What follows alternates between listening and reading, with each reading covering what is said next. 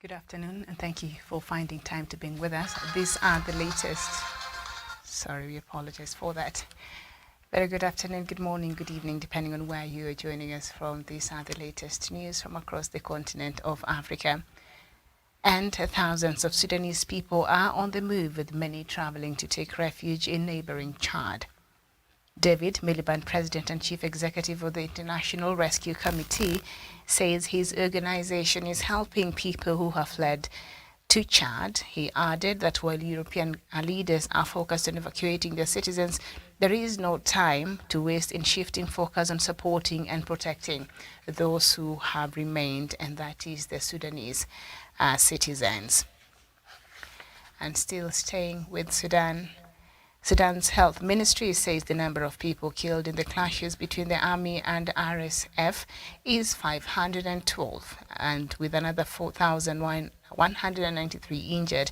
A post on its Facebook page says the ministry's report showed there were 4,193 injuries and 512 deaths in the country, including 2,403 injuries and 169 deaths in Khartoum state during the period between 15th to 25th of April.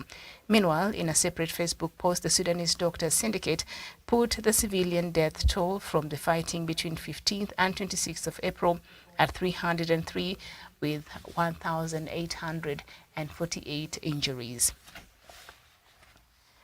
South Sudan, leading mediation efforts to end the conflict, says the head of the paramilitary Rapid Support Forces has not responded for a proposal to extend the ceasefire to Sunday. Foreign Minister Deng Daundeng told the BBC that General Hamdan Dagalo has also not answered calls for face-to-face talks. A statement from Sudan's army said its leader, General Abdel Fattah al-Burhan, had given his initial approval to the request.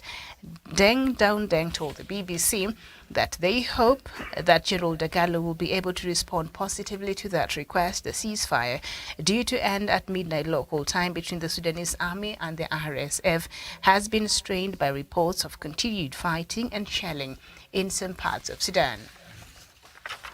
China, one of Sudan's largest trading partners, has deployed naval vessels to evacuate more of its citizens.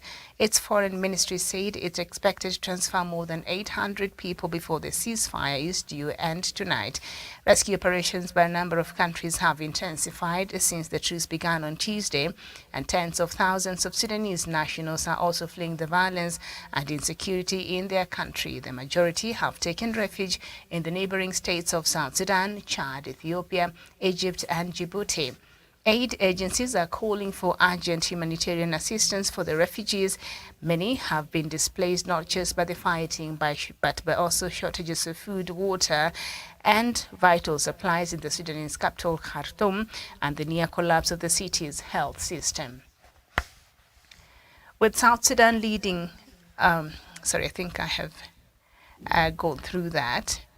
But still, it's important. With South Sudan leading the mediation efforts in Sudan to extend the ceasefire, which is due to end tonight, Rapid Support Forces have accused the Sudanese army of attacking one of their bases in Kafuri area, Bahri City, north of Khartoum, with airstrikes and artillery. The accusation came at a time when the Sudanese army had accepted South Sudanese President Salva Kiir's proposal to a face-to-face discussions, by the RSF has yet to answer the proposal. The RSF said on Facebook since morning, and I'll quote that post, since morning, the extremist putschist forces have been attacking the Rapid Support Forces camp in Kafuri area with airstrikes and artillery. Our troops have confronted the attacking forces. The Sudanese army has not commented on the accusations, and they cannot be independently verified. The United States and African nations were racing to rescue an extension of a ceasefire in Sudan on Thursday, but the Sudanese army giving an initial nod, as I have already mentioned there earlier, to an African proposal calling for talks even as fighting continued. Hundreds of people have been killed in nearly 2 weeks of conflict between the army and a rival paramilitary force, the Rapid Support Forces, which are locked in a power struggle and threatens to destabilize the wider region. An RSF statement accused the army of attacking its forces earlier this morning. Gunfire could be heard Thursday in the Khartoum area. Residents told Reuters news agencies the existing three-day ceasefire brought about a lull in fighting without completely halting it, but was due to expire at midnight, and many foreign nationals remained trapped in the country despite an exodus over the past few days. The army late on Wednesday said its leader, General Abdel Fattah al-Burhan, had given initial approval to the plan to extend the truce for another 72 hours and to send an army envoy to the South Sudan capital, Juba, also for talks. The military said the president of South Sudan, Kenya, Djibouti, worked on a proposal that includes extending the truce and talks between the two forces.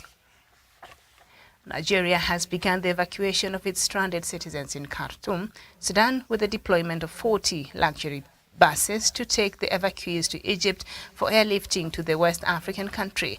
In a series of tweets by the Nigerians in Diaspora Commission, NIDCOM, the exercise started on Wednesday with the transportation of about 500 students. NIDCOM also shared a video showing buses parked in line and pictures of people in queues, which it captioned at the registration point this morning. Nigeria's Federal Executive Council, FEC, on Wednesday approved about $1.2 million for the immediate evacuation. The country's Foreign Affairs Minister, Geoffrey Onyema, after the meeting with FEC, said that the amount would be spent on hiring of luxury buses that will transport the stranded students from Khartoum to Egypt, from where they will be airlifted. Kenya and Norway are mediating peace talks between the Ethiopian federal government and a rebel group from the country's Oromia region, the Oromo Liberation Army, seeking to end one of the continual clashes in the country.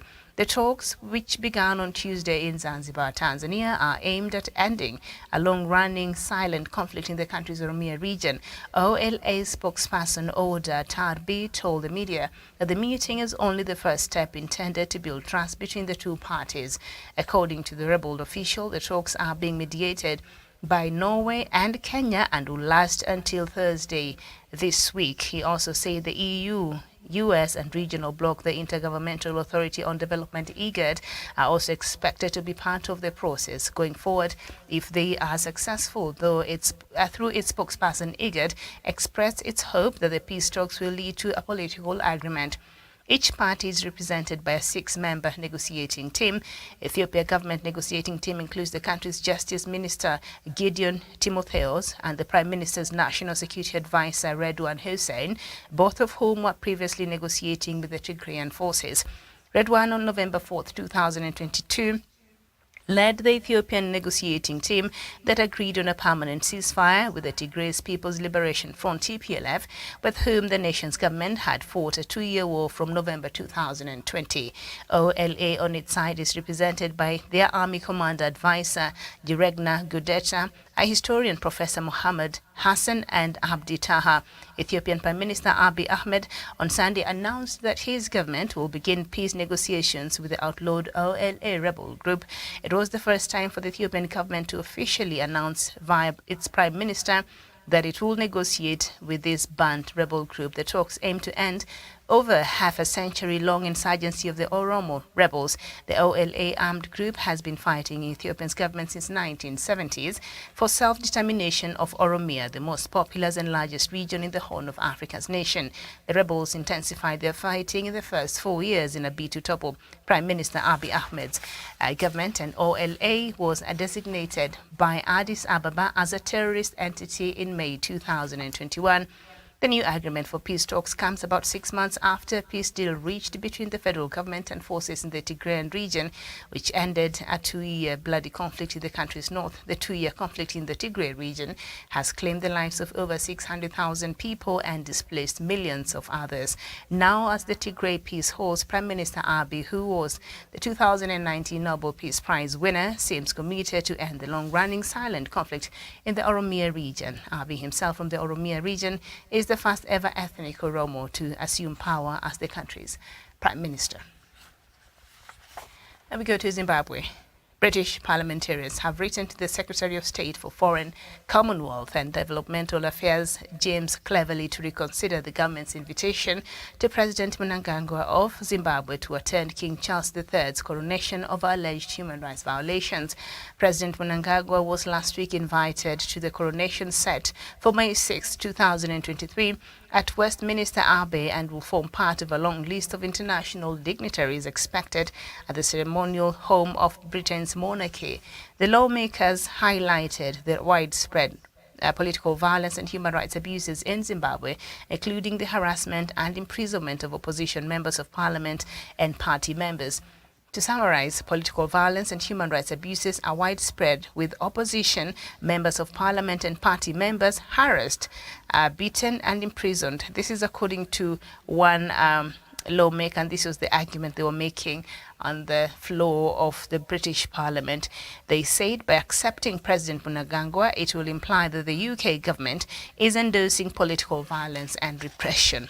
The coronation invitation will inevitably be used by President Mnangagwa as tactic acceptance by the UK of publicly evidenced political violence and repression in the long run. They continued to argue forthcoming elections and will be deeply demoralizing to the ordinary Zimbabweans in their struggle for democracy. So that is how these British members of parliament feel about that. I'll come to that in just a short, because I have a lot to say about that. But let's move on to Nigeria. The indigenous people of Biafra on Wednesday lashed out at President Muhammadu Buhari, saying his alleged sins against Nigerians would never be forgiven. The separatist group, in a statement by its Director of Media and Publicity, Emma Powerful, was reacting to Buhari's recent appeal that all those that he has had, and he asked them to pardon him. The president, who spoke on Salah Day inside the banquet hall of the presidential villa, Abuja, when residents of the Federal Capital Territory, led by Minister Mohammed Bello, also thanked Nigerians for tolerating him.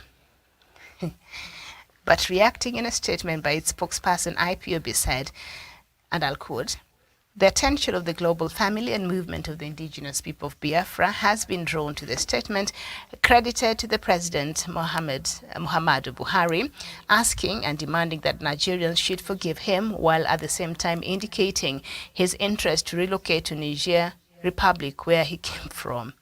And the letter continues, and then they end by saying he will not be forgiven because whatever sins he is alleged to commit are unforgivable. Okay, and still staying with Nigeria, and this is the breaking news. The district head of Kasuwar Daji in the Kaura Namoba local government area of Zamfara state, Ibrahim Sarkina Fada, was kidnapped by bandits in his residence in the early hours of Thursday.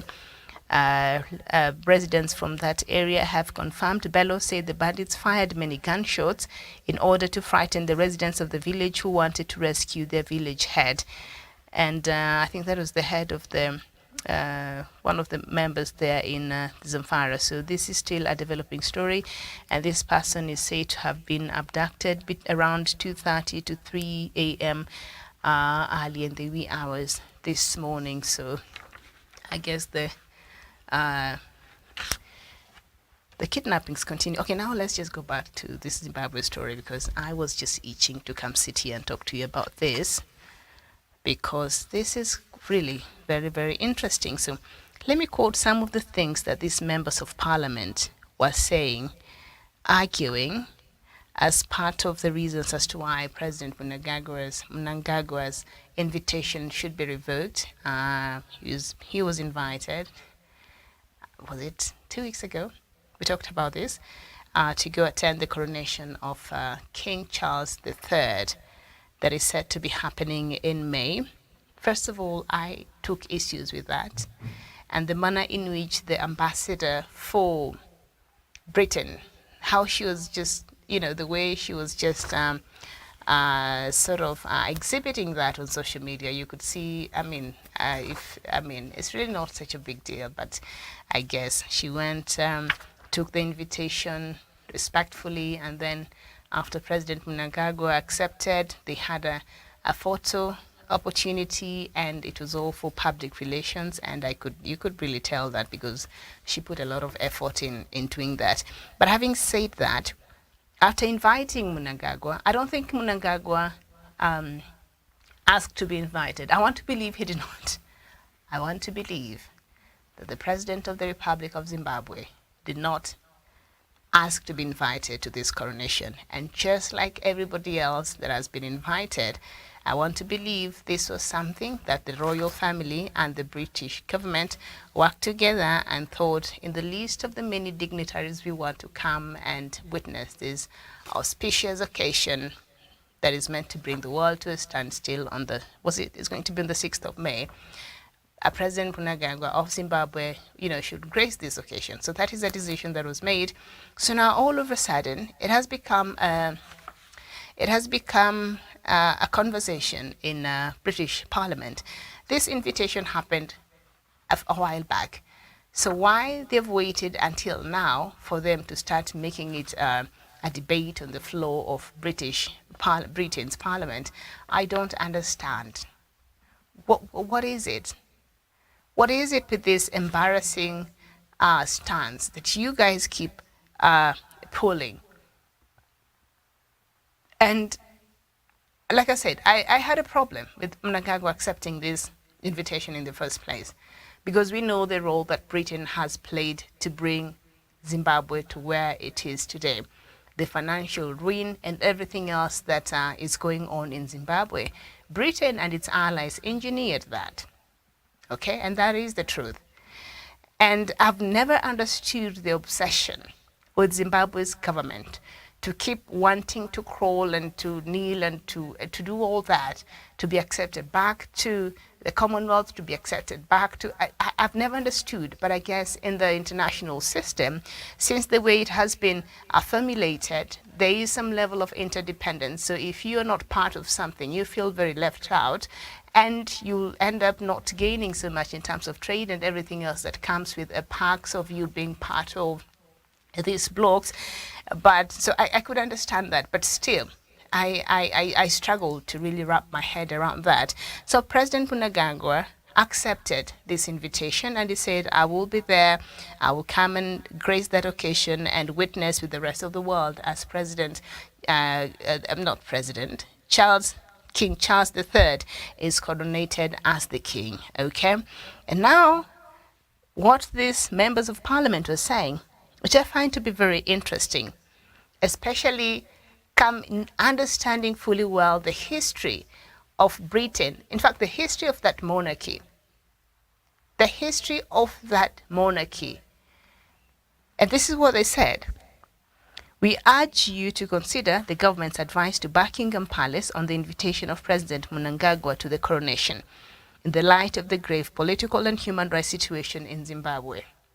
If there's any one country that perpetrated and abused human rights in this world, Britain tops that list. When you look at the colonial history, when you look at the scramble and petition of Africa and other parts in the world, and how it even created that war we've seen, that wedge between Israel and Palestine. Britain created that.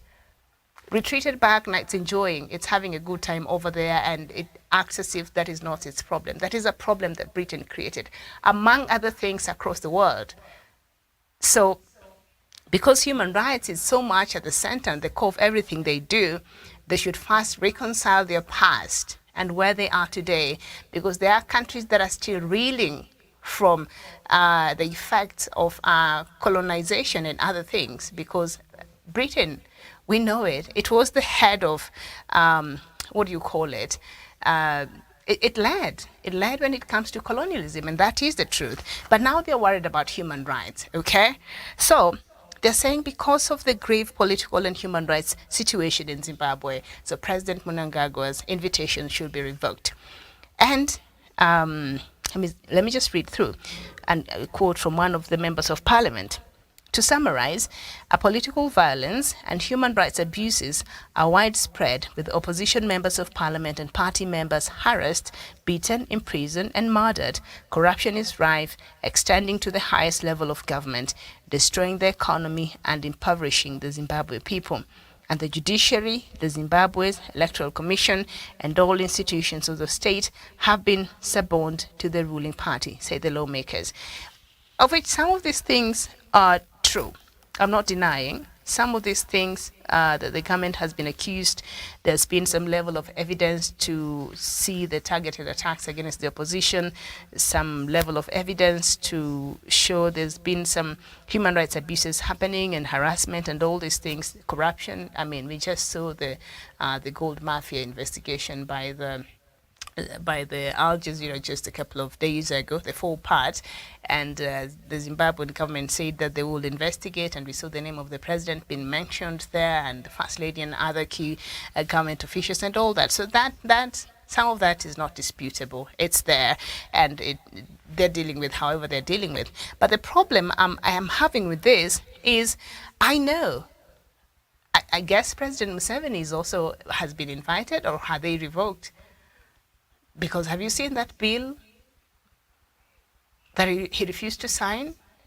But the part that he wants removed is very minimum, will not change anything. Have you seen how he's been handling the opposition? Have you seen he ordered the closure of the United Nations Human Rights Office in Uganda? But I guess he'll be there, will he not? And other leaders in this continent that have aided and abetted, that have been part of poor governance, human rights abuses, democratic malpractices, who have exemplified the deficit when it comes to the rule of law. They are all there, and they all will be invited. I'm not saying these things that these members of parliament are arguing against Zimbabwe are not true. But what I'm saying is, if that is the yardstick that we are using to not allow people to attend this coronation, then there should be one rule book for these things. We should not just pick on Zimbabwe or pick on another country and decide because we're having issues with this head of state, because our country is having a historical problem with this country. Then now we have to keep picking on this one person and this one country. If the rule book is people who violate human rights, people who don't have respect for democracy, people who don't have respect for the rule of law, people who will not allow democracy to thrive and are targeting opposition and all that, if that is what the rule book says, then that's fine. Should be applied across board. But if this is just something that is cherry-picked to target certain leaders and weaponized, then I'm having a problem with that. And the fact that President Mnangagwa even accepted to go to be part of this coronation, I don't know why he accepted anyway. I don't know how he accepted to go and be part of this coronation and be part of something that has a country that has sustained its efforts in seeing that Zimbabwe is not able to come back to what it used to be. I don't understand why President Mnangagwa accepted and then now see. So this is being debated whether he needs to go or not. And then they continue to say that the coronation invitation will inevitably be used by President Mnangagwa as tactic, as a tacit acceptance by the UK of publicly evidenced political violence. So they're saying that the fact that President Mnangagwa accepted this invitation, which he did not even ask for, by the way, that ambassador took it to Mnangagwa. I don't think Mnangagwa begged to be invited to this coronation. He was invited just like anybody else was invited. And if at all there's anything that contradicts that, I stand to be corrected. Now, they're saying that by Mnangagwa, if Mnangagwa shows up, that will mean that Britain is in support of the human rights abuses, that Britain is in support of the political violence and the repression that is ongoing in Zimbabwe. This is the same Britain that is working with Rwanda, paying Rwanda to accept refugees who are crossing over the English Channel illegally for them to be taken and hosted in Rwanda. The same Rwanda that is being accused of supporting, allegedly, the M23 rebels that Britain's allies, the US, the EU, and others, have come out saying they do have evidence that Rwanda is supporting the M23 rebels in committing these atrocities, violating human rights, and all these things in the Democratic Republic of Congo. Britain is supporting Rwanda, despite of all these allegations. So Britain, you have to choose and pick. Britain, US, you have to choose and pick. These double standards, I think, is what I've continuously have a problem with, and how you choose to apply and to look at. And this rule book, we need to see it. It appears this rule book on human rights and all these wonderful things you guys preach around, there appears to be, there's different rule books, I guess, with different covers. Maybe one is on a high level red, based on how much you like that country or the leader who is leading that country, and others. Because if Paul Kagame will be attending this coronation, there's no reason why President Mnangagwa should not be allowed to attend. Name for me one opposition figure in Rwanda. One. I'll wait. One that is living freely, that is campaigning freely, that it is selling their agenda. Name for me one opposition party in Rwanda. There's no democracy as you vision it. There's no democracy in Rwanda as it happens in Britain. There's no freedom of speech as you preach in Rwanda. But you don't have a problem working with Rwanda to meet your goals, to advance your foreign policies. You don't have a problem. But because it is Zimbabwe, then now all of a sudden the issue of human rights abuses has to come to the fore, the issue of undemocratic practices. Come on, give us a break. And then these lawmakers continue to say, and I'll quote them, we therefore urge the government to withdraw President Mnangagwa's invitation until Job Sikala, Member of Parliament, and other political prisoners are granted their constitutional right to bail and concrete actions are taken to address human rights abuses and guarantee free and fair elections. And I don't dispute there has been targeted arrest and all that to the opposition in Zimbabwe. That is on record. That is there. That is not the conversation I'm having this afternoon. I'm not disputing some of these things they're saying. What I'm saying is, if that is the basis on how Britain is going to engage with leaders around the world, and specifically those from Africa, then that should apply across board. Every other leader that is punishing, that is unfairly targeting, that is oppressing the opposition, that is curtailing freedoms, that is shrinking the rule of law and shrinking the democratic space, every such leader should not be allowed to engage with Britain freely. If that is the conversation that we are advancing, then that should, cut across board. That should apply to Uganda. President Museveni should not be coming to that coronation. President Paul Kagame should not be coming. Suddenly, Paul Biya should not be coming to that coronation. I hope he's not coming. And then I hope President Obiang is not part of the people who will be coming there. That is my hope, because of the history, because of what is happening in these countries. Now, I wasn't even thinking about it, but I think I'll sit with a pen and paper and I'll be taking roll call of the heads of state from this continent who will be attending that coronation and see who are these people that you have invited. That is the problem. Britain, US, the double standards, these things they keep preaching, these liberals, and their policies and their double standards that they have used to mess up the peace and security of the world. That is the truth. The game that is being played. I'm surprised Britain, name is not featuring in Sudan. But if this story keeps unwrapping the way it's unraveling a bit longer, maybe it might. Because all these powers, the end of the day, the end goal usually is their interest. And however they get to achieve that, the end usually justifies the means, as Machiavelli always advocated for. This is a rule they work by, and they live by, these countries, as much as they call themselves liberals. So I'll be waiting to see how many of our leaders will be invited. How many of these leaders that we know that have very bad track record of these violations of human rights abuses and all these things, I'd like to see how many of them will be denied an opportunity, or whose invitations will be cancelled, and will be debated also on the floor of the British, Parliament.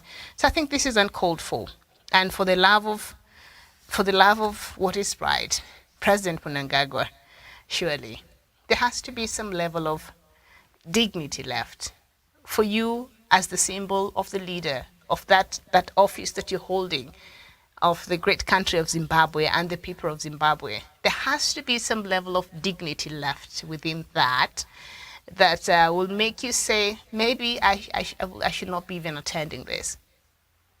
Because you can't have people just toss and toss you whatever and whichever way.